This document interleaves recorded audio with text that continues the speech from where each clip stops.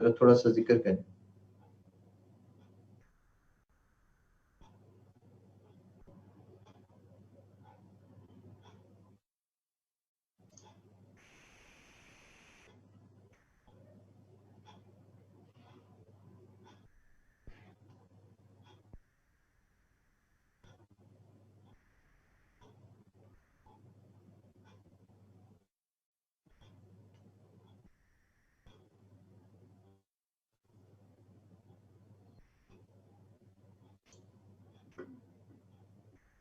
We did types of essays and discussed past papers, past paper, approach of selecting essay,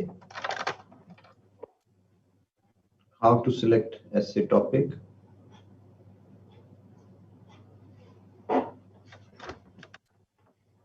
जी, और हमने किया था types of essays, past papers.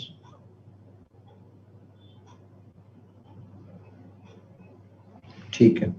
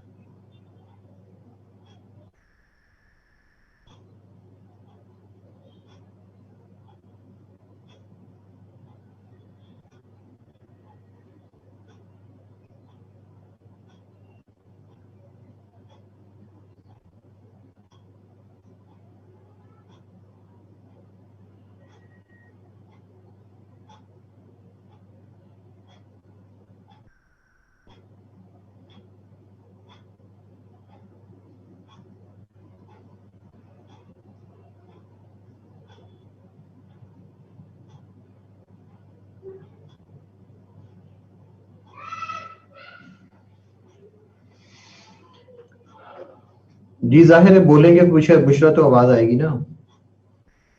जब teaching start करेंगे तो फिर आवाज आनी शुरू हो जाएगी। अब क्या मुसलसल बंदा बोलता रहे।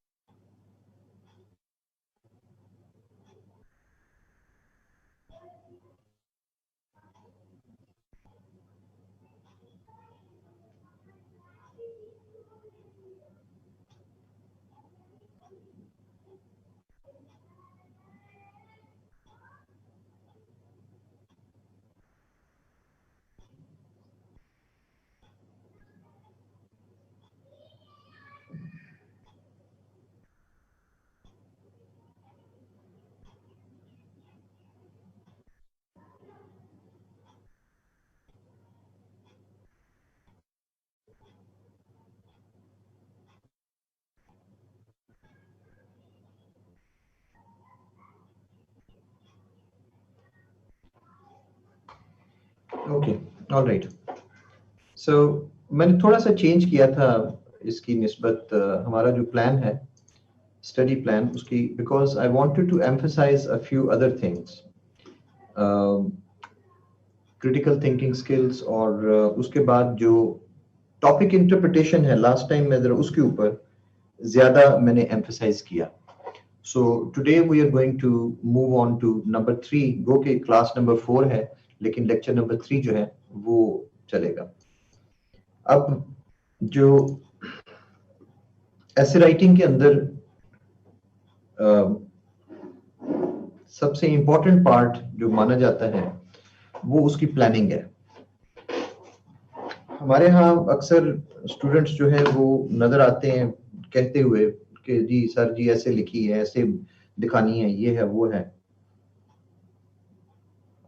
एसेस चेक करते हैं, ये पास पड़ी हुई है एसेस, लोग दे जाते हैं चेक करने के लिए, कोई सर पैर नहीं है। आउटलाइन किधर है सर? आउटलाइन अभी बनानी है। तो तुमने ऐसे किस चीज पे लिखी है फिर? वो सर फलां टीचर कहते हैं कि आप बस वो पहले ऐसे लिख लें तो उसके बाद फिर आउटलाइन बना लीजिएगा। तो फिर यार उनको दिखाओ, फिर मुझे क्यों दिखाते हो? तो प्लानिंग नहीं है। ये जो इतनी थाउजेंड्स में जो फेलियर है, कुछ ना कुछ तो उसके रीजंस होंगी ना। ऐसे एक्चुअली प्लानिंग का ही नाम है। ऐसे दो चीजों का नाम है जो एफपीएससी एक्चुअली चेक कर रही होती है। नंबर वन, आपका प्लानिंग कैसी है। नंबर टू, आपकी टाइम मैनेजमेंट कैसी है।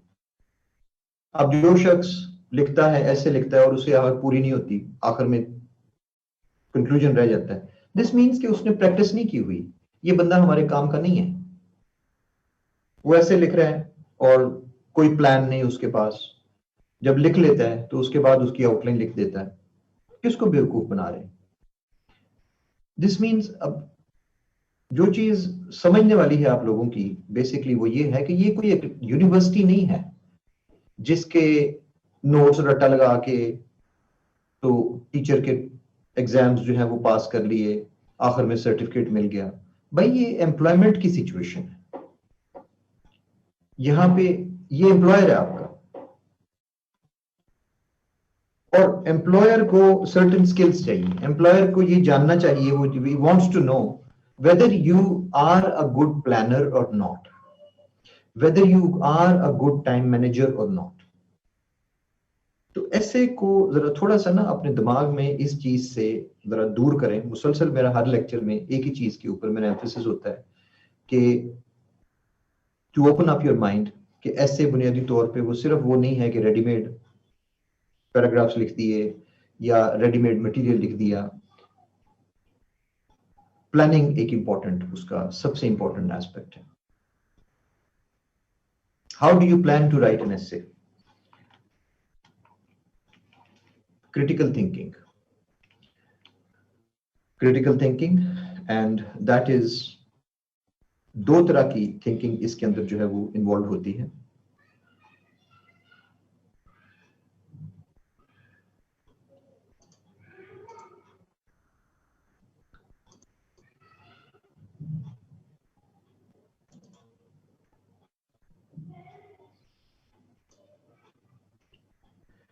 Divergent thinking and convergent thinking.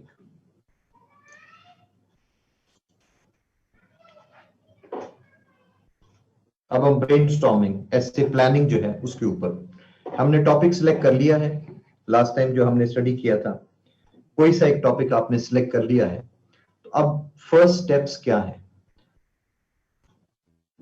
आपके फर्स्ट स्टेप्स हैं कि आप डाइवर्जेंट थिंकिंग करते हैं। अब आपने सोचना है उसके मुख्तलिफ, explore different possibilities, and then do the convergent thinking by deciding what to do।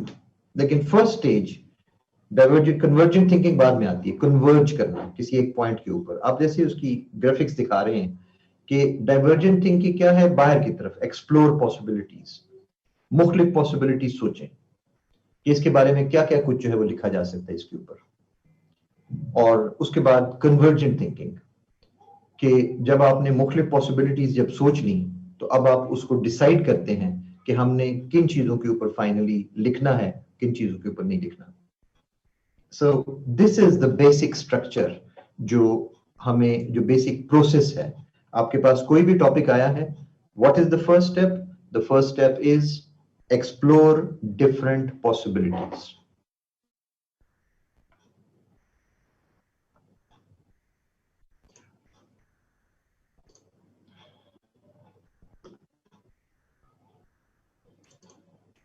There are various steps for writing the essay. So I'm going to talk to you about steps of essay writing now।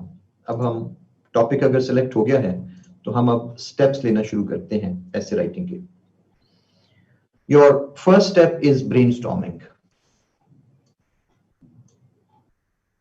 Apply divergent thinking and come up with several possible points related to the topic. आप divergent thinking, आप जो है वो जैसे मैंने graphic में दिखाया है, and come up with several possible points. Collect a pool of ideas and points and do not arrange the points at this stage. हम फर्स्ट स्टेप जो है उसको करते हैं और उसके ऊपर जो है वो सबसे पहले तो हमें क्या चाहिए, टॉपिक चाहिए। अब हम स्टार्ट करते हैं इसको। टॉपिक हम ले लेते हैं कोई सा भी।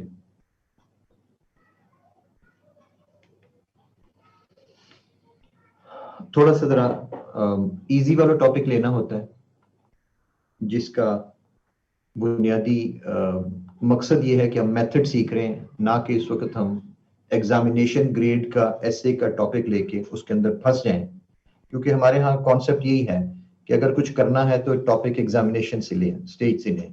चाहे आप पहला स्टेप उठा रहा है बच्चा, नहीं, इसको पहले जो है ना स्टेडियम के अंदर जो है वो दौड़ लगवाएं इसकी एक्सपर्ट एथलीट्स के साथ, उसके बाद इसको देखेंगे कि इसने चलना आया कि नहीं। तो वो फिर जाहिर है सारी जिंदगी वो चल नहीं सकता। So the topic might be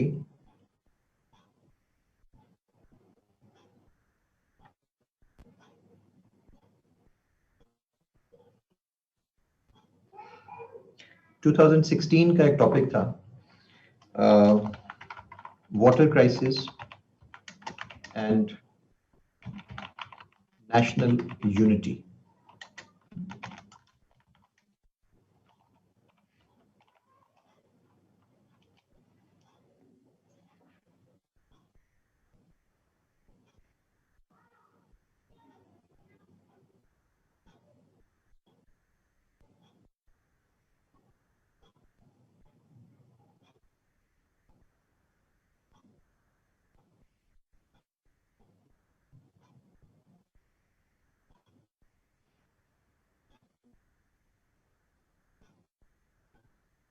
So let's do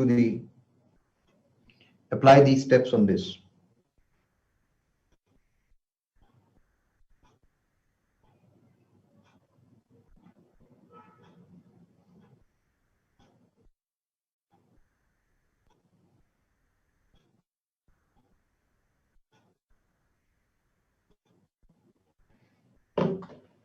So water crisis and national unity, हम ये वाला टॉपिक जो है ये लेते हैं और इसके ऊपर अपनी आउटलाइन डेवलप करने की और स्टेप्स जो है ऐसे राइटिंग की स्टार्ट करते हैं।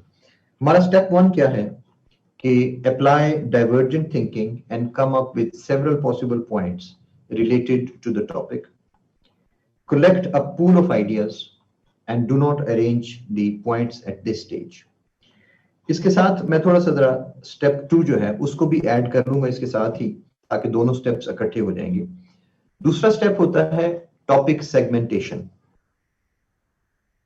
टॉपिक को सेगमेंटेशन जो है वो करें और टॉपिक मसलन break down the topic into different headings according to the keywords and their correlation to the main topic.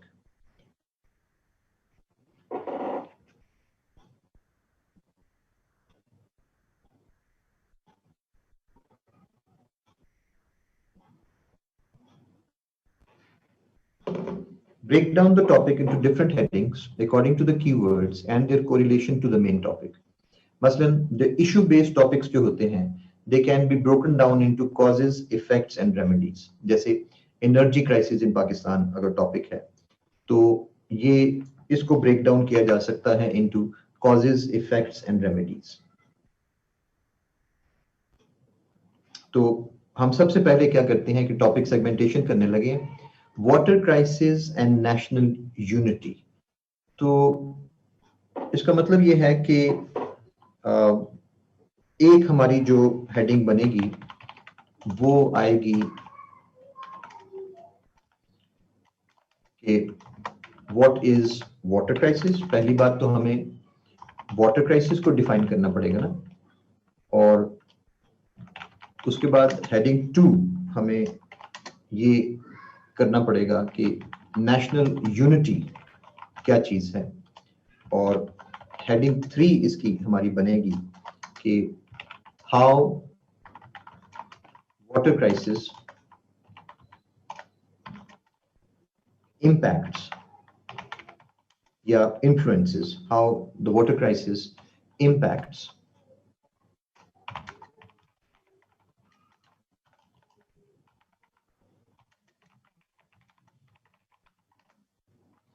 ये हमारे मेन टॉपिक की हमने सेगमेंटेशन कैसे कि दो फैक्टर्स हैं। देखें, एक फैक्टर वाटर क्राइसिस है और दूसरा फैक्टर नेशनल यूनिटी है।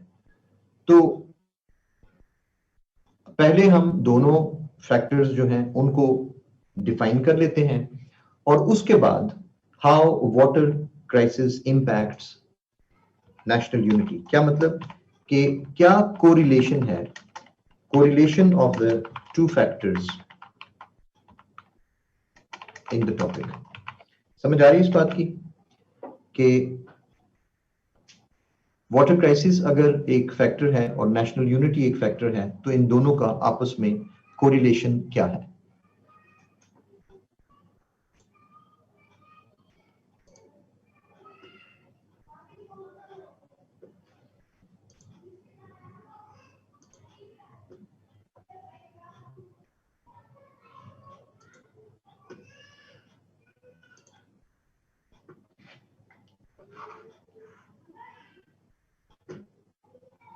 सिर्फ 3 लोगों को समझ आ रही है इस बात की, बाकी किसी को 105 पीपल को कोई समझ नहीं आ रही इस बात की।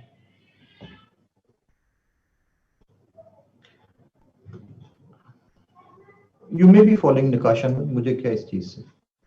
You may be following somebody else also. I don't know. मैं जरा सारी क्लास से मुखातिब हूँ।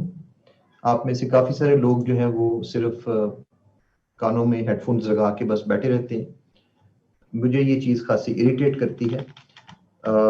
अगर आप लोग बिजी हैं किसी कामकाज में और इस लेक्चर को आप पार्ट टाइम के तौर पे सुन रहे हैं, तो you are mistaken. This is one of the most important lectures पूरी ऐसे जितना कोर्स है। ये प्लानिंग है, इसकी कोई रिवीजन नहीं है। बाद में कल मुझे अपने पूछना है कि सर फलां चीज क्या है, फलां चीज, nobody is going to revise repeat. तो अगर तो आप किसी ऑफिस में हैं, ट्रैवलिंग कर रहे हैं, या किसी असाइनमेंट में कि या कोई शो देख रहे हैं मजे से, तो छोड़ दें उसको। Pay attention to this and pay attention to this because this is the crux. ये वो लेक्चर है जिसका लोग मेरे लेक्चर नंबर 3 का इंतजार करते हैं। ब्रेक डाउन करता हूं उसको ऐसे में, और एक ही लेक्चर के अंदर मैंने पूरा आपको सिखा जाना है सारे का सारा मेथड, ब्रेनस्टॉर्मिंग, लॉजिकल सीक्वेंसिंग, सारे का सारा चीज।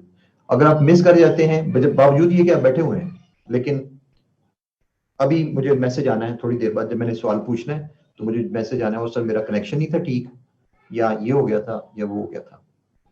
तो काइंडली पे attention to this and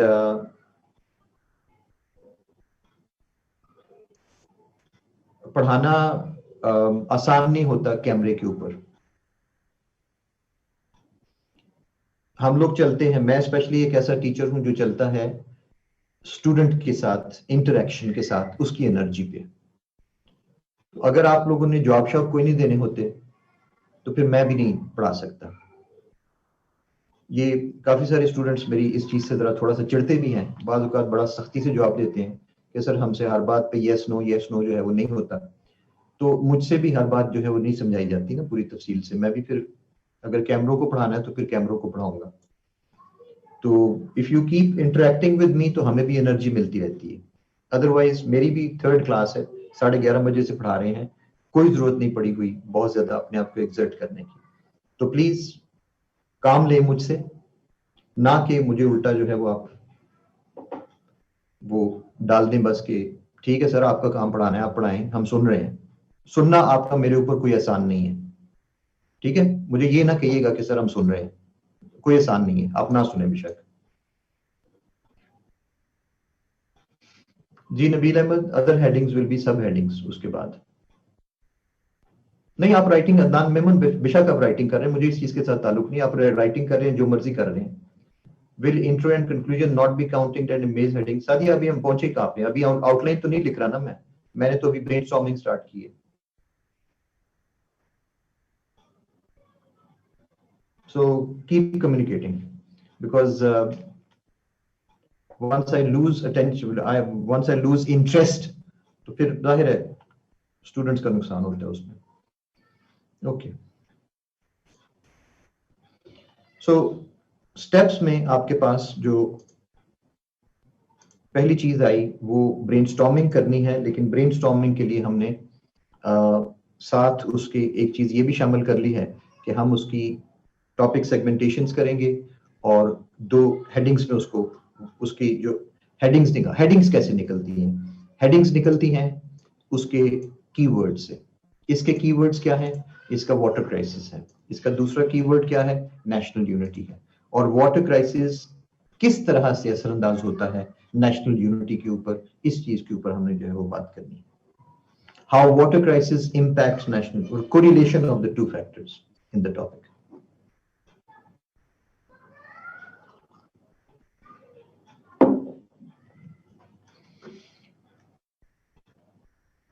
so हमने ये कर लिया टॉपिक सेगमेंटेशन, ये वाला पार्ट जो है ये हो गया है।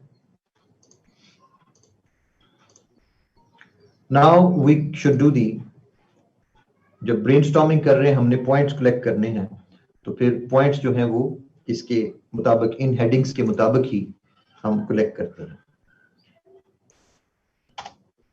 So what is water crisis? इसकी हम बेसिकली जो आएगा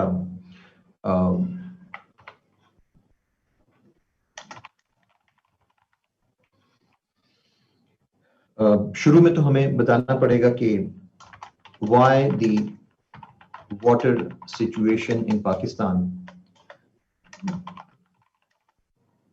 is at the brink of a crisis। यानी देखिए ना, मुल्क के अंदर वाटर के लिए हमारे पास मिनिस्ट्री मौजूद है, डिपार्टमेंट्स मौजूद हैं, अथॉरिटी मौजूद है, water and power development authority वापडा मौजूद है। वाटर के लिए, मैनेजमेंट के लिए आपके पास इरिगेशन पूरी मिनिस्ट्री मौजूद है। तो फिर क्राइसिस कैसे हो गया भाई? अगर शॉर्टेज ही पैदा हो रही थी, अगर इसके अंदर शॉर्टेज थी, पानी का क्राइसिस अगर पैदा हो रहा था, तो ये सारे मतलब कहाँ सोए हुए थे? और ये डिपार्टमेंट्स का क्या काम क्या है अगर इनको क्राइसिस आता हुआ नजर नहीं आता? ये कोई वो जल्जला तो नहीं है कि अचानक आ गया है। तो नहीं, हम कॉजेज ऑफ वाटर क्राइसिस में नहीं जा रहे, हम बात कर रहे हैं कि what is water crisis Pakistan में है क्या। आप जरा समझे ना इस बात को, क्योंकि आधी दुनिया लिख गई थी इस ऐसे को, water crisis in Pakistan, causes of water crisis, effects of water crisis, impact और जनाब रेमेडी। ये वाटर क्राइसिस की ऐसे है ही नहीं है। कौन कहता है वाटर क्राइसिस के बारे में? ये है वाटर क्राइसिस का इम्पैक्ट नेशनल यूनिटी के ऊपर। This is the, so focus करें और अपने आप को, यही जिस चीज को हम हमेशा कहते हैं ना कि आपने जो है वो नहीं करना, सिर्फ इसको देख के कि वाटर क्राइसिस का नाम आ गया है तो बस दौड़ पड़ते हैं लोग और वाटर क्राइसिस के ऊपर जो है वो लग पड़ते हैं, वो नहीं। तो why the water situation is at the brink of crisis in Pakistan।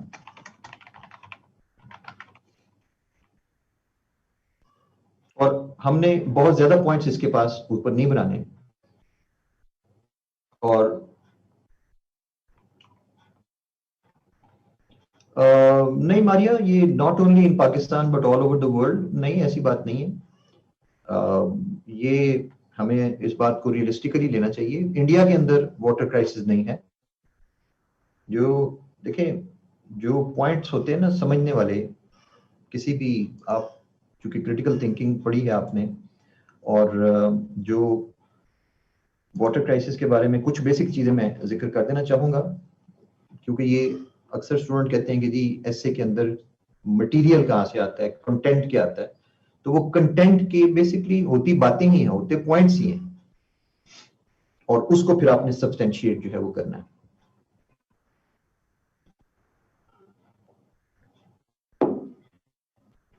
Climate change और ग्लोबल वार्मिंग, आपका जो एग्जामिनेशन है वो 2021 में है। तो 2021 तो अगर तो गुजरे हुए 3 साल हो गए हैं, तो फिर तो मैं आपको इजाजत दूंगा कि आप जो इन वेबसाइट्स पे और मैगजीन्स में और पुरानी जो आउटलाइंस हैं उनके अंदर जो आपको मटेरियल मिलता है वाटर क्राइसिस के बारे में, उसको आप पढ़ते रहें। एक बहुत बड़ा मसला, जैसे लेक्चर 1 में आपको दिखाया था रेलिवेंस का, वैलिडिटी एंड रिलायबिलिटी का, कि हमारे स्टूडेंट्स आउटडेटेड नॉलेज जो है वो देते हैं। वो ऐसे समझते हैं कि हमने 21 में नहीं एग्जाम देना, हमने 2018 में जाके देना है, वापस जाना है हमने 2 साल 3 साल, और वो पीछे मुड़ के वो पुरानी चीजें जो है उनके पीछे दौड़ते हैं। ये हमारी नेशनल हमारी एक आदत है, बहुत ज्यादा माजी को देखते रहना। एफपीएससी में ये अप्रोच खास तौर पे चेक की जाती है, इसके ऊपर खास तौर पे जोर दिया जाता है और चेक किया जाता है कि ये शख्स फॉरवर्ड लुकिंग है या कि बैकवर्ड लुकिंग है। किसी भी क्राइसिस के ऊपर आपकी जो अप्रोच जो है वो इस तरह से चेक की जाती है। अब ये लोग पूछते हैं ना कि एग्जामिनर चेक कैसे करता है, हमारी ये नंबर जो है ये कैसे लगते हैं, किन चीजों के ऊपर, क्या सिर्फ लैंग्वेज अच्छी है तो उस पे लगते हैं, किस चीज पे नंबर लगते हैं। तो वो मैं डिटेल से बता चुका हूं कि how CSS SA is marked. लेकिन जो एक और चीज जिसके ऊपर एग्जामिनर इस किस्म की एसए के अंदर जो डिपेंड करता है, वो कुछ डिफरेंट चीज है। Let me explain that also. आप अगर अपनी ये जो, मैं जब कहता हूं ना कि एग्जामिनर जो एसे है वो आपकी पर्सनैलिटी की अक्कासी करता है, तो वो किस तरह से पता, कैसे हमें कैसे पता चलता है? आपने फर्ज किया कि रेमेडीज दी हैं, और रेमेडीज में आप कहते हैं कि to build new dams.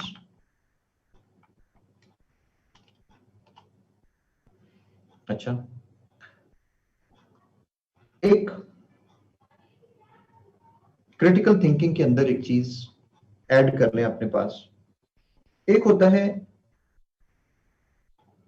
Corrective measure.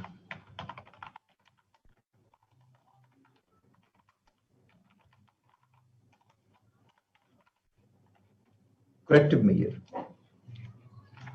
और जो करेक्टिव मेजर है, और दूसरा है प्रिवेंटिव मेजर। ये आपकी क्रिटिकल थिंकिंग की ट्रेनिंग है। Corrective measure and preventive measure, दो तरह के मेजर्स होते हैं। कोई भी जो चीज है, और खास तौर पे ये जो सिविल सर्विस की आपका जो, जैसे डीएमजी है, जैसे ये पीएएस है, या जिस तरह से पीएसपी है, और ये जो डिसीजन मेकिंग जो पोजीशंस हैं, इसके अंदर ये वाला कॉन्सेप्ट बहुत ज्यादा अहमियत रखता है। ऐसे के अंदर अगर आप करेक्टिव मेजर दे रहे हैं, मसलन करेक्टिव मेजर ये है कि आप डैम्स बनाएं, जी न्यू डैम्स बनाएं, तो इसको हम मानेंगे, मेरे ख्याल में ये एक पास्ट ओरिएंटेड माइंड की पैदावार है, दिमाग की पास्ट ओरिएंटेड। आपकी ओरिएंटेशन जो है वो पास्ट की है।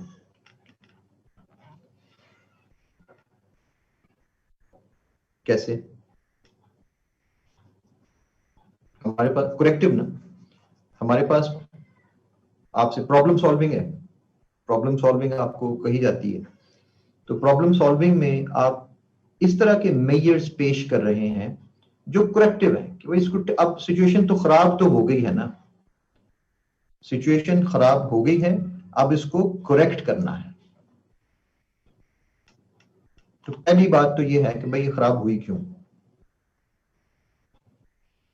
आप इसको प्रिवेंट क्यों ना कर सके, आपने प्रिवेंटिव मेजर्स क्यों ना लिए।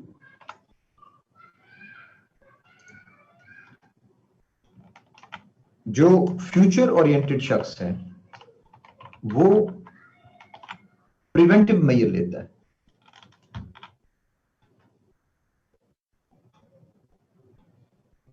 ये जरा कोरिलेशन देख लें। Corrective measure means past oriented, preventive measure means future oriented. किस तरह से?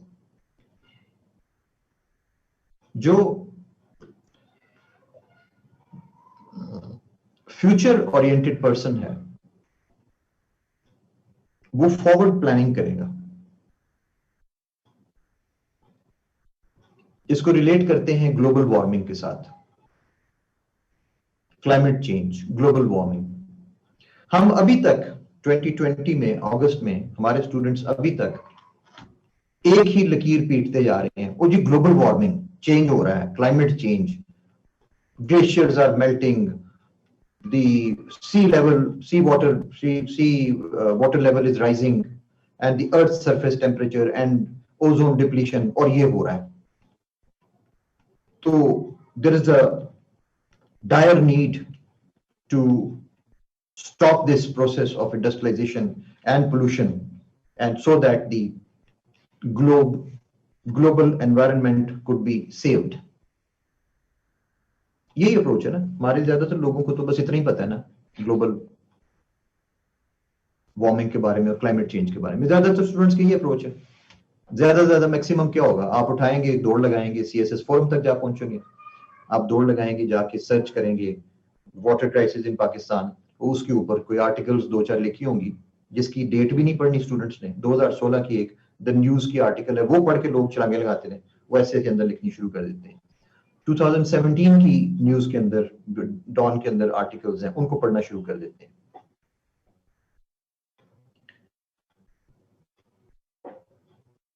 और जो कोई नजर रखने वाला स्टूडेंट है, कैंडिडेट है, एस्पायरेंट है, जो फ्यूचर ओरिएंटेड है, वो ये देखेगा कि करंट सिचुएशन, चले माना कि glaciers are melting and all those things, current situation क्या है भाई। ये जो बातें थी ना, ये जो बच्चों वाली कि ग्लेशियर्स आर मेल्टिंग और ये बच्चों वाली बातें, वो हो चुका। अब डैमेज, जो एनवायरनमेंट है वो डैमेज नहीं हो रहा। Now the environment it has been damaged, अब डैमेज हो चुका। अब जो डिस्कोर्स है, जो चीज जो डिस्कस हो रही है बेसिकली वर्ल्ड फोरम्स में, वो ये नहीं है कि जी ये हो रहा है, नहीं, हो चुका है, हो तो रहा है, हम मानते हैं, but let's look at that 1/3 of the damage which has already been done. आपको कंप्लीट डोम के लिए अगर 100% चाहिए तो 35% तो ऑलरेडी हो भी चुका है। आंखें खोलें, हिमालयाज के जो ग्लेशियर्स हैं, हमारे ये जो बातू और पासू और ये सारे जो ग्लेशियर्स जिनके बारे में हम बड़ी पिक्चर्स वगैरह लेते हैं, ये है वो है सारा कुछ, it is very well known that about 37% of the Himalayan glaciers have already melted. हम अभी बातें कर रहे हैं, हमारे सियासतदान तो अभी भी ये बातें कर रहे हैं ना कि ये जो ग्लेशियर नजर आ रहे हैं कहते हैं कि ये पिघलेंगे, और हुजूर जो आपको नजर आ रहा है ना वो ऑलरेडी पिघल चुका है। ये तो आपको थोड़े से अब नजर आ रहे हैं, और अगले साल तक शायद ये भी नहीं नजर आएंगे, और उससे अगले साल तक शायद ये भी नजर नहीं आएंगे। जाएं जाके पिक्चर्स देखें, जाएं जाके सैटेलाइट्स की पिक्चर्स सारा कुछ कंपेयर करें। हो चुका है, आप कब आंखें खोलेंगे? सीएसएस का स्टूडेंट ये नहीं कहता कि जी होने वाला है। No, the global damage, environmental damage has already been done. अब मैं सिर्फ वाटर क्राइसिस की ऐसे की बात नहीं कर रहा, मैं ओवरऑल क्लाइमेट के ऊपर ऐसे के अंदर जो आपकी अप्रोच होनी चाहिए, सिर्फ एक ऐसे नहीं। मैं ये नहीं कह रहा कि क्लाइमेट ऐसे आ गई है तो उसके अंदर आपने ये पॉइंट्स लिखने हैं। This is an overall perspective जो आपको वेरियस एसेस के अंदर, करंट अफेयर्स के अंदर, पाकिस्तान अफेयर्स के अंदर काम आ सकते हैं। जो पॉइंट्स, ये इंपॉर्टेंट चीजें ये होती हैं। हिमालयस के ग्लेशियर्स जो हैं as of August 2020 37.2% have already melted, already melted। ये आपके पास दुनिया का 10.2% फ्रेश वाटर रिजर्वायर था पूरी दुनिया का। आपके पास आइस कहां पे है? एंटार्क्टिका में, आर्कटिक में, आइसलैंड में, कनाडा के ऊपर, और ये सारा। और ये आइस थी जो हमारे पास हिमालयस में थी, क्योंकि हाईएस्ट माउंटेन्स है, सो यहां पे आइस जो थी वो बहुत ज्यादा थी। ये दुनिया की 10% of the fresh water reservoirs थे, जिसमें से 1/3 इज ऑलरेडी गॉन। कहां गया? पाकिस्तान में क्या हमें इस चीज का कोई पता है? क्या हमने कोई इसकी प्लानिंग की? पानी आया ना, वो जो पिघले, वो पानी कहां जाना था? वो पानी इसी इंडस में आना था ना, वो पानी इसी चिनाब, झेलम, सुतलज, ब्यास, इसी में आना था ना, झेलम में, रावी में। चलो ठीक है, इंडिया ने उसको तो ब्लॉक किया हुआ था, और उसने सुतलज में जाना था, गंगा में जाना था, और उसके बाद ब्रह्मपुत्र जो है उसमें जाना था। चाइना वाली साइड पे उसने यांगजी जो रिवर था उसके अंदर जो जाना था। पानी पिघल के इधर ही जाना है ना सारी जगहों पे। हमने उससे क्या फायदा उठाया उस सारी मेल्टिंग से? जब हमारे ग्लेशियर्स पिघल रहे थे तो हम मजे मजे से हाथ बांध के देख रहे थे, वो देखें जी ग्लेशियर, ग्लेशियर पहले यहाँ पे होता था, और इस साल जब हम आए हैं, पिछले साल जब हम गए थे नॉर्थन एरियाज में, तो यार यहाँ पे ग्लेशियर था और यहाँ पे स्नो थी, तो अब तो वो चले गए हुए ऊपर, 15-20 फुट ऊपर चले गए हुए। सर अगले साल आप आएंगे ना तो ये और चोटियों पे ऊपर पहुंच गए होंगे। पानी कहाँ गया यार सारा? किसी के पास कोई जवाब नहीं। उड़ गया जी, हवा बन के उड़ गया। हवा बन के तो नहीं उड़ता, आपके इसी इंडस में से गुजरा, आपके इसी झेलम चिनाब में से गुजरा, और आपके पास डैम्स नहीं थे, और इसी इंडस में से होके वो अरेबियन सी में चला गया। आपके सबसे बड़ा इशू पाकिस्तान का क्या है? पाकिस्तान का सबसे बड़ा इशू आपकी एग्जिस्टेंस नहीं है कि आपका पानी खत्म हो रहा है। आपका मसला सबसे बड़ा ये है कि इसके आर्मी चीफ के कितने दिन रह गए हैं इस जॉब के अंदर। आपका सबसे बड़ा मसला ये है कि इस जज ने ये पैसा जो 4 करोड़ बनाया है, ये कैसे बनाया है। आपका सबसे बड़ा मसला ये है कि ये हुदैबिया पेपर मिल कहां से आई थी। पाकिस्तान का सबसे बड़ा मसला ये है कि ये जो शुगर मिल, जो शुगर गायब हो गई या वीट गायब हो गई, ये क्या किधर गया सारा कुछ। सबसे बड़े मसला, हमारा मसला पानी तो नहीं है। पानी नहीं होगा हम क्या करेंगे? अल्लाह अकबर करेंगे बस, और क्या है। बट सारी दुनिया हमारी तरह नहीं है। India was awake and it new and it's scientists were calculating, they knew what is going on. Kashmir में जब पिछले 8 साल, 9 साल, 10 साल के अंदर 19 न्यू डैम्स बनाए गए, तो हम लोग भी हंसते थे, बाकी लोग भी हंसते थे कि यार पानी किधर है इतना। उन लोगों ने वो जो डैम बनाया है चनाब के ऊपर बगलीहार डैम जो है, तो उसकी इतनी हाइट है, इंडस वाटर ट्रीटी को वायलेट किया आपने, और उसकी इतनी हाइट, अब इतना पानी स्टोर, पानी आएगा कहां से जहां आप स्टोर करेंगे आप इसको? Where will the water come from? हमें ये लगता था, but not the Indian scientists. Downstream Ganges पे, जमुना पे, ब्रह्मपुत्र पे, India kept on building dams. It built as many as 43 new dams during the last 20 years.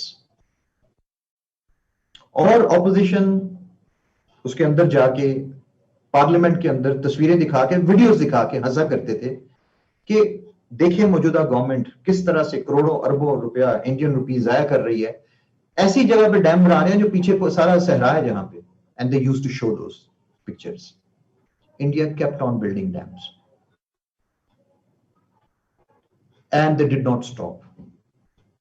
आज उन डैम्स में पानी ठाठे मारते भरे हुए वो डैम्स, कहां से आया वो पानी? वो जो हिमालयन ग्लेशियर्स जिन्होंने पिघलना था, China was ready, even China was ready. China के 5 साल 7 साल पहले के मैप्स देखें तो उसके अंदर उसका सिंकियांग का जो सूबा है वो सारा डेजर्ट है, वो उसके अंदर ग्रीनरी नजर नहीं आती। आज देखें उसके अंदर ग्रीनरी की लाइंस नजर आती हैं। India, China was ready for that, all the countries were ready for that except for Pakistan, and India stored that water. अब इट हैज, वो पहाड़ों से आए, पिघल के आए, इंडिया यूज दैट अपॉर्चुनिटी। जो थ्रेट थी ना, हमारे नजदीक ग्लेशियर्स का पिघलना थ्रेट है, इंडिया ने उसको अपॉर्चुनिटी बनाया। Let's solve our water problem. कितना इंडिया के अंदर जो है वो वाटर की प्रॉब्लम है, कितने रीजन्स हैं, एरियाज हैं जहां पे वाटर की प्रॉब्लम, और कोई हमारे पास सोल्यूशन नहीं उसका। It kept on building dams and then it solve that problem, और वो डैम्स भरे गए और वो भरे जा रहे हैं। अब ग्लेशियर पिघलते हैं to the advantage of India, to the disadvantage of Pakistan. मेरे पॉइंट की समझ आ रही है अब आपको? अब थ्रेट किसके लिए बना? Global warming. जो एक्चुअल थ्रेट है वो किसके लिए बना? वो उन कौम के लिए बना कि जो सोई हुई है, जिसने अपने नॉन इश्यूज को इश्यूज बनाया हुआ है। मुल्क में कोई शख्स नहीं है इन चीजों के ऊपर आवाज उठाने के लिए। कोई यूथ की ऑर्गेनाइजेशन, यूथ उठती है तो वो या अल्लाह करके, या अली करके, बस तो अपने नारे लगा के, अपने अल्लाह अकबर लिख के दोबारा घर जाके सो जाते हैं। यूथ किस लिए उठती है? किसी चीज के लिए नहीं उठती। जब इस मुल्क में पानी खत्म होगा, I would be gone. People of my generation will be 6 feet under the ground. It's not our problem, I think. But I am concerned because I have children of your age. So I am concerned that what will happen to them. But the people who actually have to be concerned about it is not me. It's about it's you. To explore the various aspects of what is actually happening around you. आपने कभी सोचा इस अंदाज से? नहीं सोचा कभी। नहीं, पाकिस्तान बैड गवर्नेंस, डॉक्टर सना, कोई नहीं, बैड गवर्नेंस कोई नहीं है। हम अवाम जो है बेहिस है। हम हैं पैसिव नेशन। टीवी लगा के मैं बिठा दो, टीवी लगा के बिठा दो, अल्लाह अल्लाह खैर सलाम, मोबाइल फोन दे दो, फोन करो, खाना मंगवा लो, यहां बैठ के खाओ, 4 घंटे 5 घंटे टीवी के सामने बैठे रहेंगे। Passive entertainment and all those things. India was ready for this. उसने उसको भरा डैम्स को, अपनी फर्टिलिटी, लैंड की, फसलें, फूड इनसिक्योरिटी खत्म की। All this credit go to one single person who is heading the government now. क्यों उसने हिंदुत्व के, चलो अपनी जगह मसले हैं, लेकिन इलेक्शन क्यों जीता वो इसलिए जीता अपनी इन हरकतों की वजह से, अपनी इस प्लानिंग की वजह से। He has made India such a strong economy कि कभी पास्ट में 40-50 ईयर्स में कभी इतनी स्ट्रॉन्ग इकोनॉमी हुई नहीं थी उसकी जितनी इस वक्त है। Why? Because they listen to the scientists and the scientist told कि जरा वो देखें जी बर्फ, वो देखें सामने दार्जिलिंग की, हिमाचल प्रदेश की, ये देखें सारी चोटियां, ये सारी बर्फ सर पिघल के इधर आ रही है हमारी तरफ, sir let's build dams and they did. अच्छा, Bangladesh did exactly the same thing. Brahmaputra हर साल डेवस्टेशन मचाता है, पूरा जो बांग्लादेश है आपके सामने है, कितनी दफा वहां पे सैलाब आते हैं। हमारे साथ तो 23 साल रहे और 23-24 साल, उस 23-24 में से कम 20 साल हम उनको फ्लड की एड जो थे वो भेजते रहे। 47 से लेके 71 तक हम मुसलसल मशरकी पाकिस्तान को एड देते रहे, इसलिए कि वहां पे सैलाब इतने आते थे, इतनी दुनिया मर जाती थी। उसके बाद भी बांग्लादेश का मसला बना रहा, but now they have managed the Brahmaputra in such a good way. ऐसे जबरदस्त डैम्स हैं कि दुनिया हैरान रह जाती है देख के। अब कोई सैलाब नहीं आते वहां पे, और अगर सैलाब आते भी हैं तो मैनेजेबल है, वो कैलकुलेटेड है। How come these things happen? मुझे इन चीजों का इसलिए पता होता है कि मैं चूंकि आईएएस को भी पढ़ाता हूँ, यूपीएससी को भी पढ़ाता हूँ, बांग्लादेश सिविल सर्विस के स्टूडेंट्स को भी पढ़ाता हूँ, सो मैं करंट होता हूँ इन कंट्रीज के बारे में, और सीएसएस को पढ़ाता हूँ तो मैं पाकिस्तान के बारे में भी करंट हूँ। So I can very easily draw a comparison between the young people of all these three nations. तो हम जो solutions देंगे, अब इंडिया की जो रेमेडीज आती हैं उनमें से कभी कोई लड़का कोई लड़की ये नहीं कहेगी कि जी वाटर क्राइसिस आ रहा है तो डैम बना लो। क्यों? अब मैं बात को वाइंड अप करता हूं, खत्म करता हूं इस सारे को।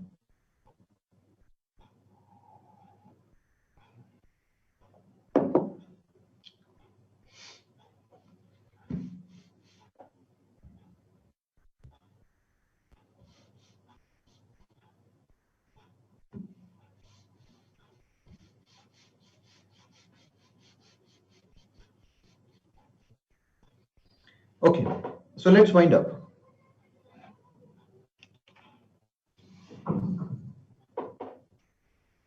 मैं बात कर रहा हूं कि जो करेक्टिव मेजर्स वाले हैं वो लोग जो हैं वो नहीं मुकरमा, वो डैम बनाने थे, उसका आपका क्या जाता है डैम्स बनाने से? वो अपने डैम बना रहे हैं, आपका तो कोई पानी नहीं रोक रहा हो।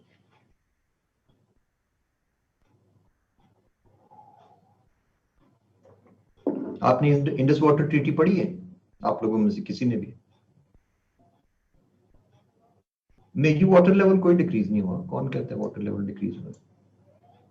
इंडस वाटर ट्रीटी के अंदर ये चीज शामिल है, जब बनी थी, साइन हुई थी, कि Pakistan over the next 30 years within the 21st century, within the 20th century, Pakistan was supposed to, over the next 30 years, तबेला और मंगला तो बन गए, but over the next 30 years, Pakistan will develop its water storage capacity and reduce the water flow into the Arabian Sea by about 70%. ये agreement था, हमने भी sign किया, उन्होंने भी साइन किया, वर्ल्ड बैंक ने साइन किया, सबने साइन किया। और अगले 30 साल के अंदर हमने डैम्स, अपनी वाटर स्टोरेज कैपेसिटी बढ़ानी थी, और हमने पानी को, जो हमें इंडिया से पानी आ रहा था, उस पानी को अरेबियन सी में, मेरी बात सुन ले जरा नबील अहमद, अगर आप लिखते रहेंगे अपने पास ही तो फिर मेरी बात तो नहीं सुन रहे ना आप।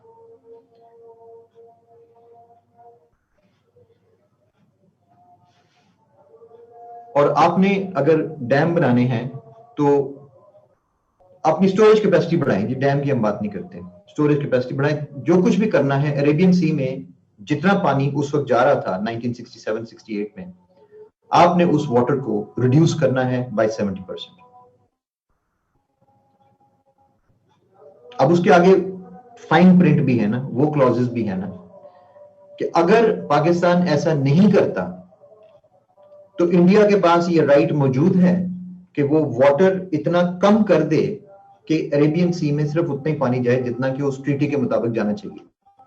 आप आईसीजे में केस क्यों हारे? आप 2018 में इंटरनेशनल कोर्ट ऑफ जस्टिस में जब अब पानी का केस लेके गए सारा कुछ, तो अब क्यों हारे? इसलिए कि इंडस वाटर ट्रीटी की वायलेशन पाक इंडिया नहीं कर रहा, वो पाकिस्तान कर रहा।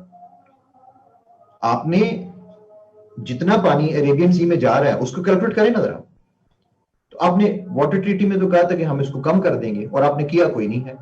फिर इंडिया ने कहा कि ओके नो प्रॉब्लम, हम ऐसा करते हैं, पाकिस्तान को इतना पानी चाहिए होता है, इतना हम देते रहेंगे, चनाचे हम ऊपर इसको कंट्रोल कर लेते हैं, आपसे नहीं कंट्रोल होता हम कर लेते हैं।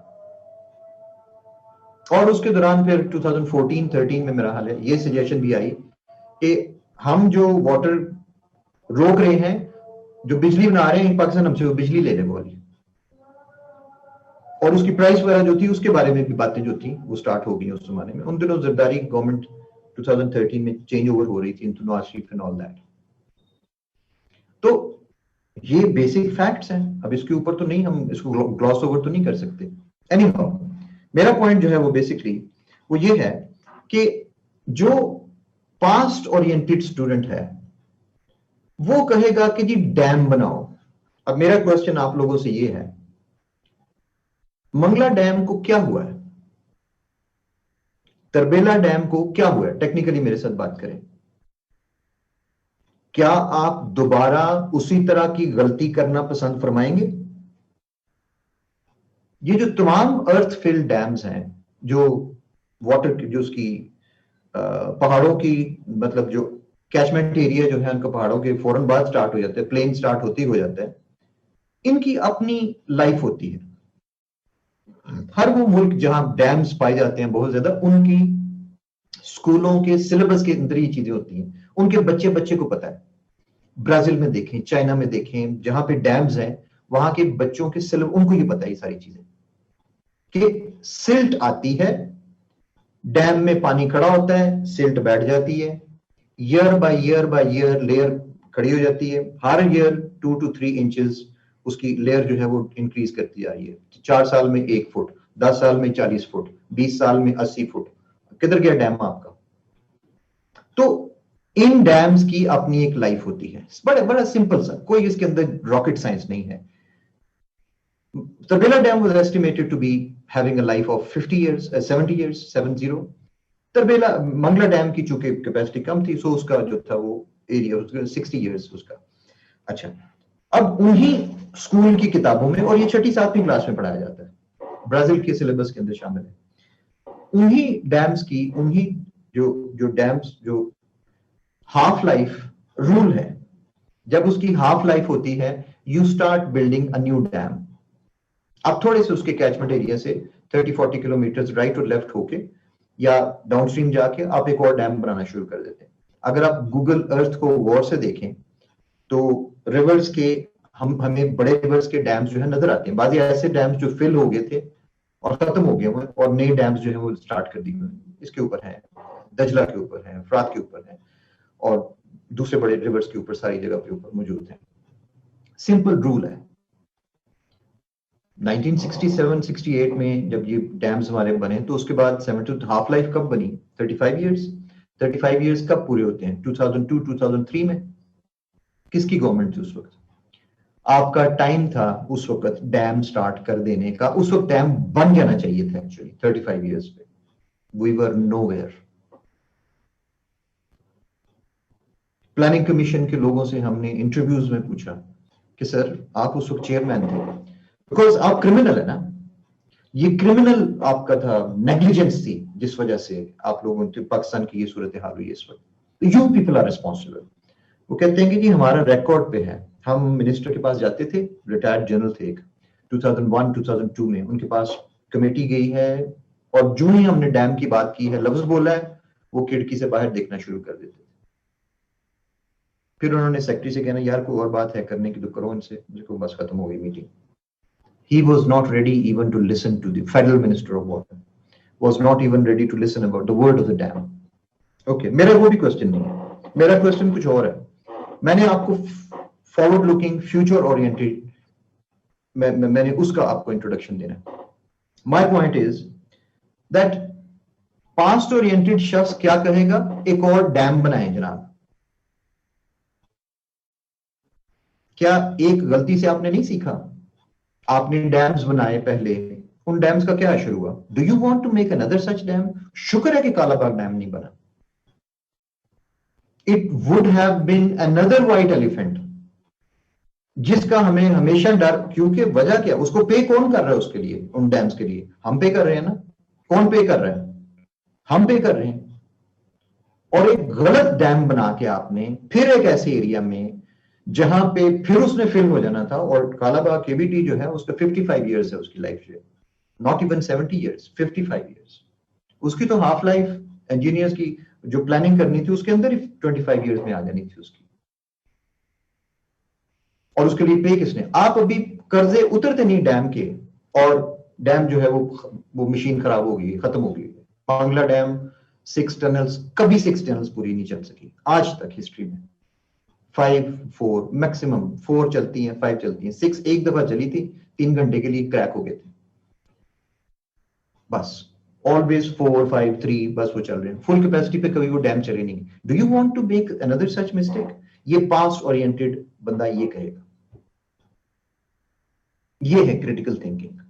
हम कैसे जज करते हैं आपका माइंड किस तरह का है? ये बंदा तो पीछे मुड़ के देखता रहता है हर वक्त। जो फ्यूचर ओरिएंटेड शख्स है वो वाटर क्राइसिस के सॉल्यूशंस और देगा। वो वाटर क्राइसिस के सॉल्यूशंस थ्रू साइंटिफिक मेथड्स देगा। वो वाटर अवेयरनेस कैंपेन चलाएगा। वो सजेशन देगा कि इंडिविजुअल सिटीजन, वो जो हर जो इंडिविजुअल के पास राइट है कि वो कहीं भी बोर करके तो जमीन में से पानी खींच सकता है, बंद होना चाहिए, इट इज इलीगल।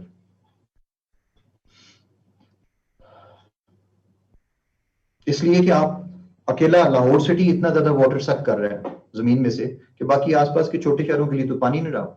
1.5 करोड़ की आबादी वहां पे, कितनी मोटरें चलती हैं रोजाना, लाखों की तादाद में। वो अकेला इतना पानी सक कर जाता है ग्राउंड में से कि आसपास के जो जो सिटीज हैं, वो शेखुपुरा और ये कसुबुर और ये कामों की मुरीद के और ये सारे, ये तो इनके लिए तो पानी नहीं बचता जमीन के अंदर। ये बेसिक, मैं साइंटिफिक, मैं साइंटिस्ट नहीं हूं, लेकिन ये कॉमन सेंस की चीजें हैं। तो फ्यूचर ओरिएंटेड बंदा वाटर प्रेजर्वेशन, वाटर कंजर्वेशन के ऊपर पॉइंट्स देगा। वो प्रिवेंटिव मेजर्स देगा। अब मैं बात को वाइंड अप करता हूं। बात हो रही थी प्रिवेंटिव मेजर्स की और करेक्टिव मेजर्स की। आप अपने जब पॉइंट्स देते हैं, जब आप लाइनें लगानी शुरू करते हैं कि ये पॉइंट, ये पॉइंट, ये पॉइंट, ये पॉइंट, तो मुझे ऐसे ना पॉइंट्स दिया करें। मैंने अभी पढ़े हैं आपके पॉइंट्स, जिससे मुझे ये आइडिया आना शुरू हुआ है कि यार इन लोगों को ये समझाएं कि काका फ्यूचर ओरिएंटेड बात करोगे तो पास्ट होगे। पास्ट को रगड़ने के लिए पूरा पाकिस्तान पड़ा हुआ है। हमें ऐसा ब्यूरोक्रेट नहीं चाहिए, और हम रखते भी नहीं है, लेते भी नहीं है, जिसने मुड़ के घूम फिर के और जी डैम बना लें। Dam is not a solution. आप इरिगेशन के न्यू मेथड्स करें। आपके पास जो वाटर ऑलरेडी, जो वाटर चैनल्स जो हैं, उनको साइंटिफिकली करें, उनको मैनेज करें।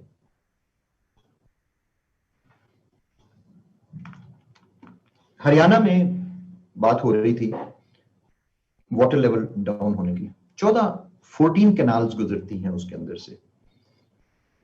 यार मेरे दोस्त है वहां पे यूनिवर्सिटी में, हम लोग मस्कत में इकट्ठे थे, तो मैं व्हाट्सएप पे बात में कि यार 14 कैनाल्स गुजरती हैं तुम्हारे पास, तुम कैसे, तुम कहते हो कि तुम्हारे इलाके में पानी जो है वो डाउन हो गया, मोटर जो है वो पानी नहीं खींचती है, वो है क्या सर? इसके साथ क्या ताल्लुक? वो पीएचडी है हॉस्पिटैलिटी मैनेजमेंट का, और जाहिर है क्रिटिकली उसके साथ बात की जा सकती है। कहते सर नहरों के गुजरने से हमारे पानी का क्या ताल्लुक? मैं कहता दिलीप तुम अच्छे खासे समझदार बंदे हो, क्यों नहीं ताल्लुक? नहरें जहां से गुजरेंगी वहां पे पानी। कहते सर सारी पक्की नहरें हैं। आप किसकी बातें कर रहे हैं आप? आई कुड नॉट इमेजिन कि उन्होंने सारी अपनी नहरें पक्की कर ली हुई हैं। सारी नहरें, वो इतनी बड़ी बड़ी नहर है, वो पक्की है सारी की सारी, उसका कोई पानी नीचे नहीं जाता। आपकी देखें कितनी, क्या हाल है नहरों का, क्या हाल है। सो फ्यूचर ओरिएंटेड पर्सन ये कहेगा कि ये जो मेरे पास एक गिलास पानी है, अब मैं देखूं कि मैंने इसको कैसे बचाना है। पास्ट ओरिएंटेड बंदा कहेगा जी एक और गिलास रखो, इसके अंदर और पानी भरो। अब बात समझ आ रही है आपको सारी पूरी मैं किस चीज के ऊपर जो है उस वक्त से बात कर रहा हूं।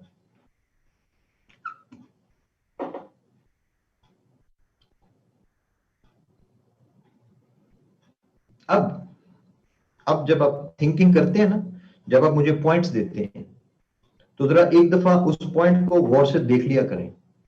M I giving a corrective measure और am I giving a preventive measure? We are looking for people. मेरी स्पेशलिटी यही है, मुझे एफपीएससी इसीलिए बुलाता है कि सर ये ऐसे पास हुई है, डॉक्टर साहब लेट्स सिट डाउन, अब देखते हैं कि इनमें से कौन से लोग हैं जो हमारे काम के हो सकते हैं। We go into these things. मेरा ये काम नहीं है कि मैं बैठ के गलतियां चेक करूंगा कि इसने एस लगाया कि डी लगाया कि एम लगाया कि पी लगाया। No, not like that. This is what you are dealing with. This is FPSC.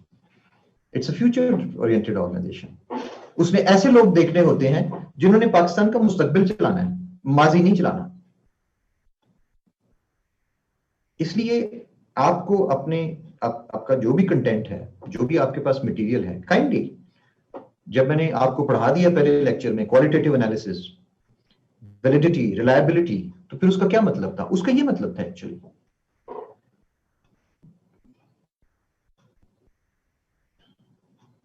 Rawalpindi, Islamabad, ये मैं जहां बैठा हुआ इस्लामाबाद में इस वक्त, मेरे बिल्कुल सामने से ये साथ बिल्कुल हमारे फ्लैट के जो एक नाला गुजरता है, और ये सारी ट्रिब्यूटरीज हैं उस नाला लेई की या सोआन रिवर की, जो हर साल सैलाब आता है यहाँ पे।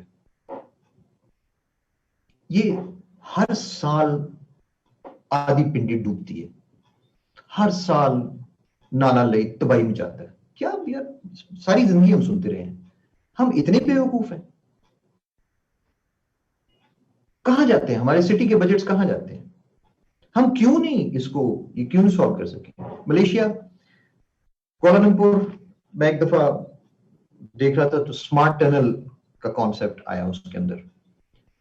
आई was there in those days. Map के अंदर तो मैं स्मार्ट टनल में, यार बड़ी जबरदस्त। स्मार्ट टनल का आइडिया ये है कि जहां पे सैलाब, जहां से पानी इकट्ठा होता है, तो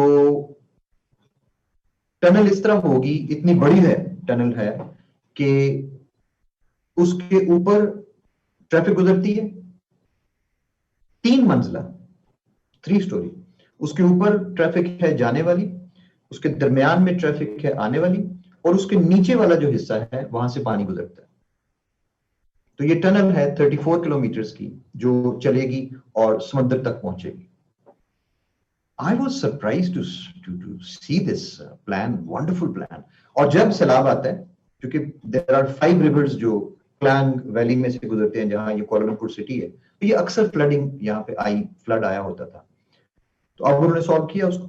अच्छा, अब ये स्मार्ट टनल वाला आइडिया ये था कि वो सारा पानी और आगे चल के वो 34 किलोमीटर आगे वो समंदर के करीब उसको वो फेंक देगा क्लांग के।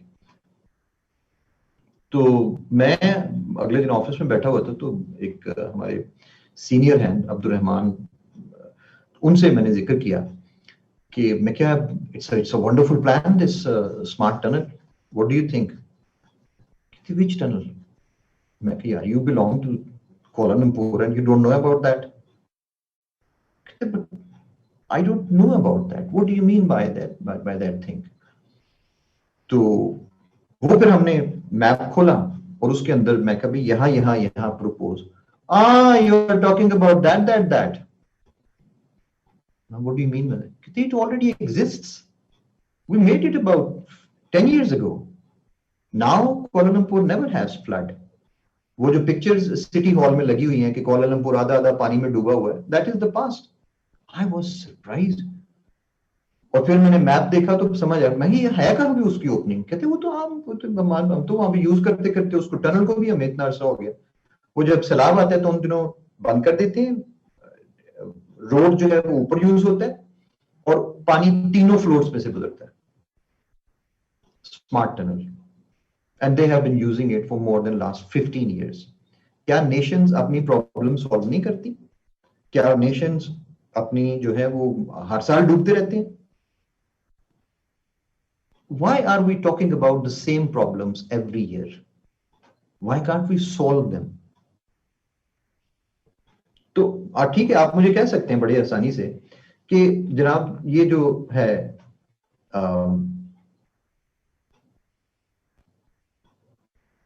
सादिया से हाल, हम फ्यूचर इसलिए we are facing these issues कि आप ब्यूरोक्रेट पैदा कर रहे हैं ना फ्यूचर ओरिएंटेड, ऊपर पॉलिटिशियन जिसने आपको फंड्स देने हैं और जिसने आपकी जो लेजिस्लेशन करनी है वो तो सारा बैकवर्ड थिंकिंग है ना। सिंपल, इसमें कौन सी बात है। ब्यूरोक्रेट कब कोई अपनी मर्जी से प्लानिंग बनाता है, पॉलिसी बनाता है। You are not going to be the planners of the country. That stage comes at grade 2021-22। So लेकिन अपनी कम से कम हमें ये तो पता होना चाहिए ना कि जब आप छोटी मोटी जो आप किसी सिटी को मैनेज कर रहे हैं, असिस्टेंट कमिश्नर है, डिप्टी कमिश्नर है, सिटी को मैनेज कर रहे हैं, तो आप सिटी के मैनेजमेंट के अंदर आप अपने फंड्स जो हैं उनको आप किस ओरिएंटेशन के साथ यूज करेंगे, करेक्टिव मेजर और प्रिवेंटिव मेजर। आप अप्रैल मई में वो जो नाले हैं जिसके अंदर से बरसाती पानी गुजरता है, मई में उसकी सफाई स्टार्ट कर देते हैं। पता है ना, सावन भादो को पहली दफा तो नहीं आया, इस रीजन में हजारों सालों से आ रहा है, पता है ना। तो फिर आपको पता है पानी भी आना है, तो फिर करें ना उसकी सफाई मई में करें ना सारी, ताकि जून जुलाई में जब पानी आए तो वो सफाई से गुजर जाए। नहीं, हम जब पानी आएगा, जब सारा बंद हो जाएगा, जब सैलाब आ जाएगा, फिर हम क्रेन लेके आएंगे और फिर वो जहां जहां से ब्लॉक हुआ है वहां से उठाएंगे। This is corrective measure. Preventive measure is to do it in May. Same goes for everything. Economic crisis in Pakistan, water crisis, governance crisis, all these things. Democracy, strengthening the roots of democracy in Pakistan. I was surprised to see, मुझे उन सारी essays में जो इस topic के ऊपर लिखी गई थी, मुझे एक भी ढंग का पॉइंट नजर ना आया। Strengthening the roots of democracy in Pakistan. हर जगह डेमोक्रेसी इंस्टीट्यूशन को ये कर दें, डेमोक्रेसी को वो कर दें। यार कब आप छोड़ेंगे वेबसाइट से कॉपी नकल मारनी, कब छोड़ेंगे? क्यों नहीं आप अपने दिमाग से क्यों नहीं सोचते? यकीन करो क्लास, जिस दिन नहीं, जिस वक्त, और आप कर भी सकते हैं, सिर्फ एक चीज का मसला है आपका, कॉन्फिडेंस का। मैं कहीं गलत ना कर जाऊं। लेट मी टेल यू, जहां से आप देख रहे हैं ना वो गलत पड़ा हुआ है। जो आप सोचेंगे वो सही होगा। समझ आती है इस बात की? आपको बड़ी अजीब बात लगेगी ये वाली।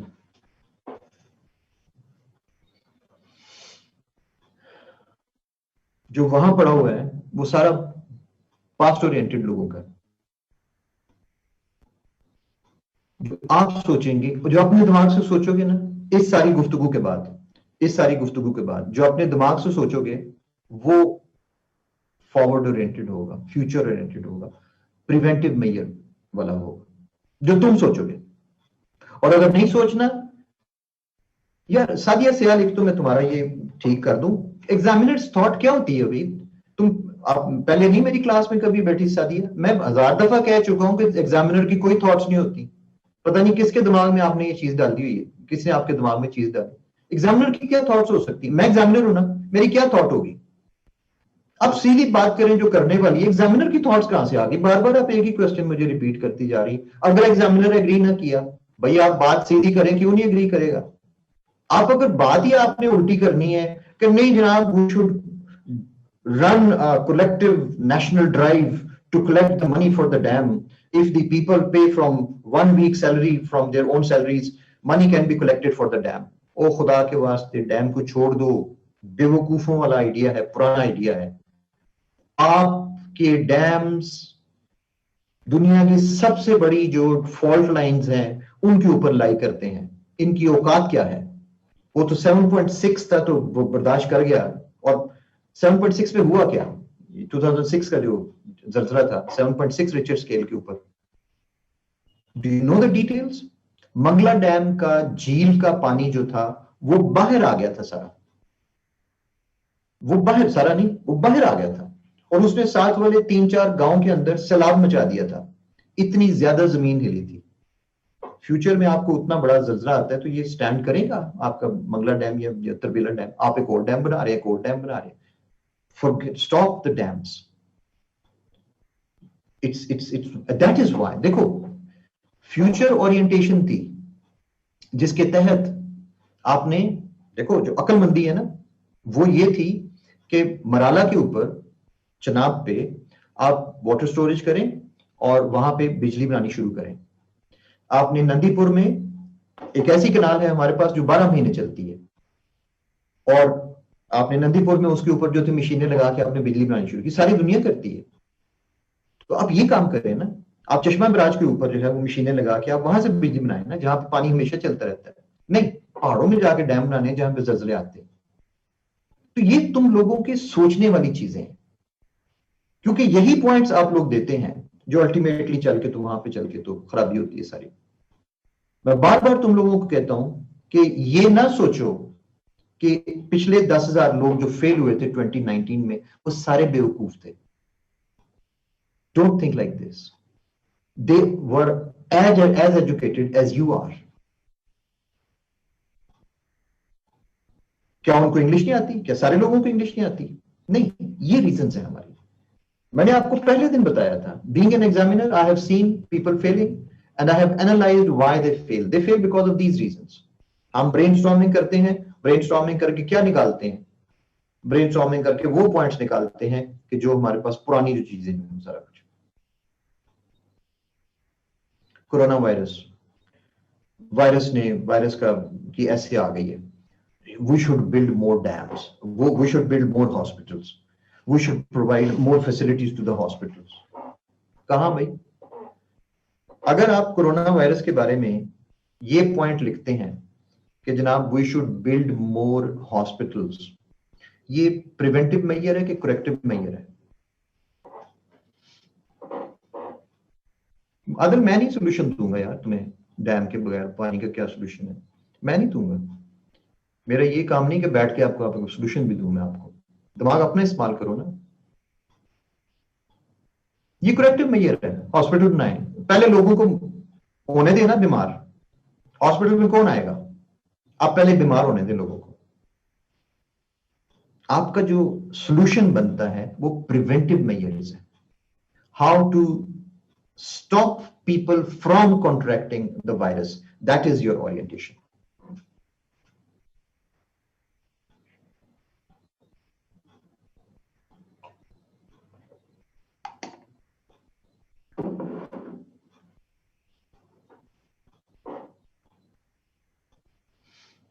अदनान मेहमान निकलो यार डैम में से थोड़ी देर के लिए ना।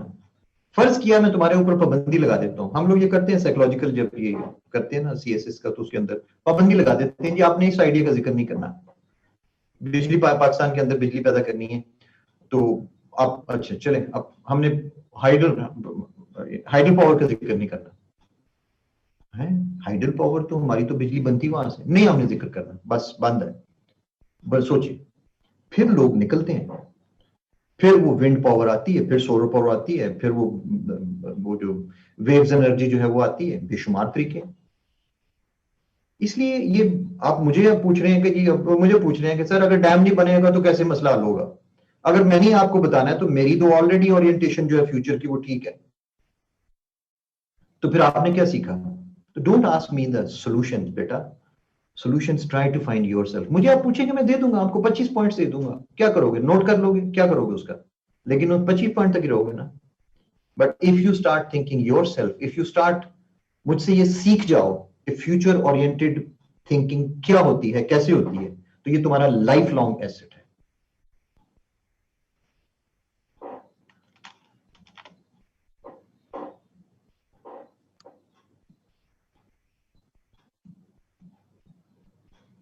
There are lot of ways. सिर्फ ये कि तुम सोचना तो शुरू करो ना। अभी तक आप लोगों का जो जो जो ओरिएंटेशन है वो ये है कि हम पढ़ के ले लेंगे, हम अखबारों में जाके सर्च करेंगे।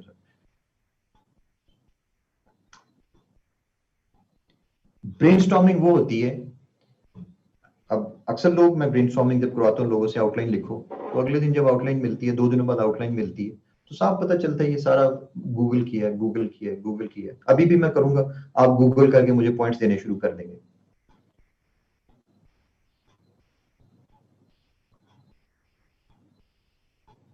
छोड़ दो ना फोन, जरा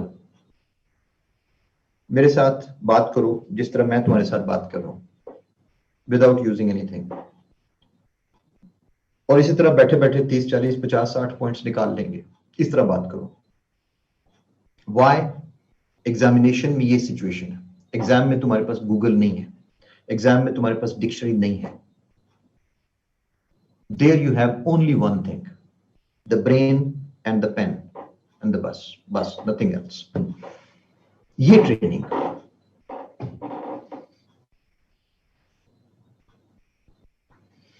yes Ruba, you are right. Future thinking, future oriented, देखो ना, फ्यूचर ओरिएंटेड के लिए लाजमी है कि जो है वो देखो ना, आई हैव 2 पेन्स हियर, और फर्ज किया, मुझे बताया गया है कि ये दोनों बेकार हैं। Suppose I am told that both of them don't have an ink, okay, और मेरे सामने एक पेन पड़ा हुआ है जिसके अंदर इंक मौजूद है। Now I want to use it, तो मुझे सबसे पहले क्या करना पड़ेगा?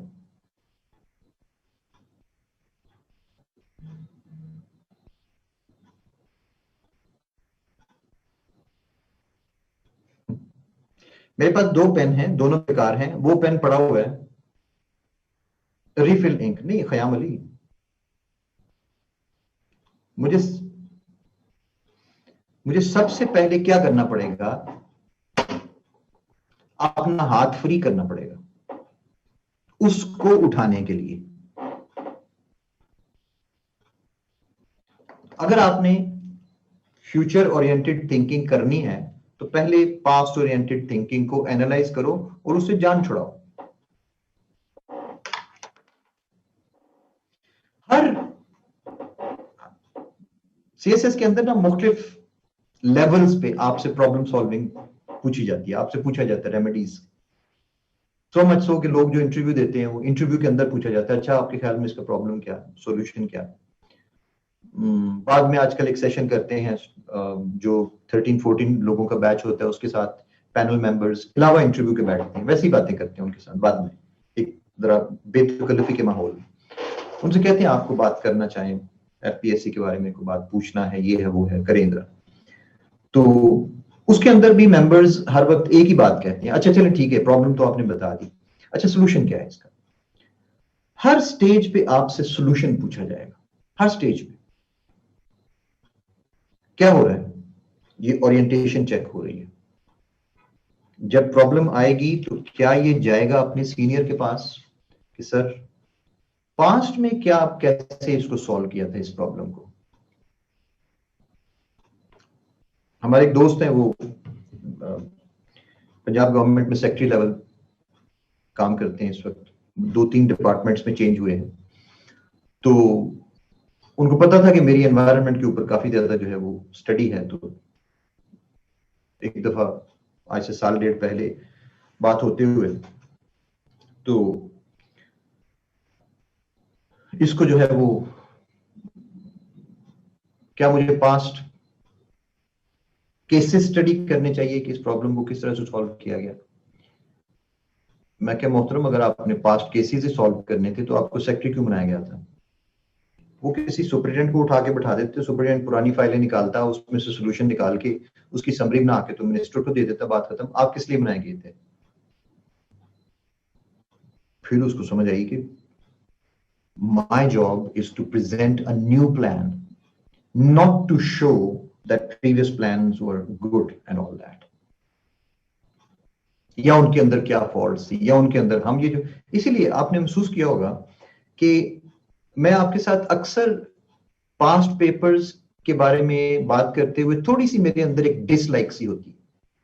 आई don't like to discuss past papers.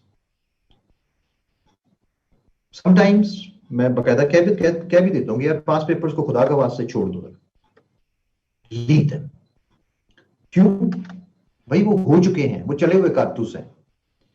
CSS के एसेस जो हैं, टॉपिक्स जो हैं, वो टाइम ओरिएंटेड होते हैं। वो पास पेपर में क्या, कल मुझे एक बंदा उठा के ले आया मेरे पास एक outline, the place of Urdu in Pakistan and the Supreme Court's decision to implement it as national language in Pakistan. Sir इसके ऊपर मैंने आउटलाइन बनाई. मैं कहा खुदाया यार ये 2016 में मसला था, नहीं सर दोबारा आ सकता है. कैसे दोबारा आ सकता है? तुम सीएसएस के स्टूडेंट हो कि तुम क्लर्क हो किसी कचहरी के अंदर जिसके अंदर लॉ एक ही उसको रगड़ते हुए. सो ये है मसला. अगर आपने ब्रेनस्टॉर्मिंग करनी है तो फिर आपके पास फ्यूचर की वो होने चाहिए, आइडियाज होने चाहिए, इस तरह से नहीं. ये जो आपको स्पेशली प्रॉब्लम पेश आएगी, मैं आपको ये बता दूं, ये कोई इतना आपको सिंपल नहीं है ये प्रोसेस. आपको स्पेशली प्रॉब्लम पेश आएगी ये करने में. उसकी रीजन ये है कि हम एज अ नेशन पीछे मुड़ के देखना हमारी आदत है. फैमिलीज में, socially, individually, politically, economically, nationally, religiously. We used to be great. 1960s, Pakistan was a superpower. It was looked up to. Muslim world इसकी तरफ देखती थी. ये एग्जाम्पल था. 70s, 1974, second OIC meeting in Lahore, Organization of Islamic Countries. Pakistan was a superpower among और जिस वक्त ये सारा स्टार्ट किया गया है एटम बॉम्ब का सिलसिला और सारा कुछ जो था, तो we like to look back at that. We used to be a big country, we used to have east Pakistan also. ये हमारा नेशनल कैरेक्टर है. रिलीजन भी सपोर्ट करता है इस चीज को, पीछे मुड़ के देखना. लेकिन वो मैं एक छोटा सा एक लाइन एक दफा कहीं सुनी, देखा, एक अच्छा पोस्टर था मोटिवेशन का. Don't look back, that's not where you are going. बस डोंट लुक बैक, पीछे मुड़ के देख. That's not where you are going. अब कहां जा रहे हैं? अब सामने जा रहे हैं ना, तो फिर सामने देखो ना. That's where it is. बस बंद करूंगा, ब्रेक करते हैं.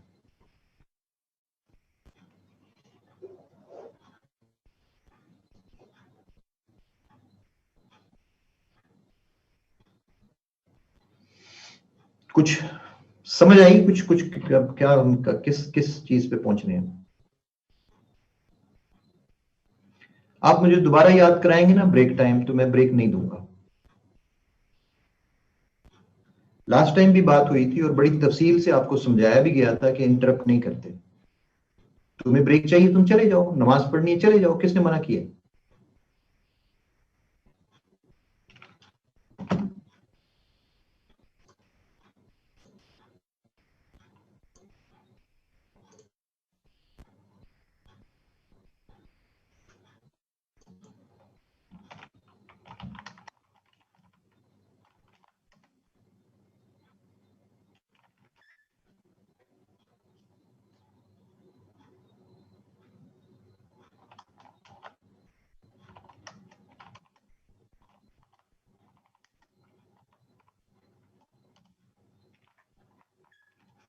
$7:30 to 7:50. I'll see you back at 7:50. Thank you.